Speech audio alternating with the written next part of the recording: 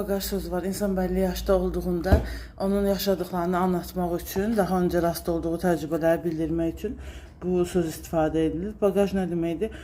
Avtomobildə yükləri daşımaq üçün istifadə olunur. Məsələn, uzun yola çıxanda düşünün ki, nə lazımdırsa hər şeyi daşıyıb aparırsınız. İndi burada da həyəcanlananda, qorxanda, yeni insan tanıyanda, münasibətlərə girdiyin zaman, sənə yanlış edilən zaman, qorxudulduğun zaman, mənfi hisslər yaşadığın zaman, stres gəldiyi zaman sən ona necə reaksiya vermirsən?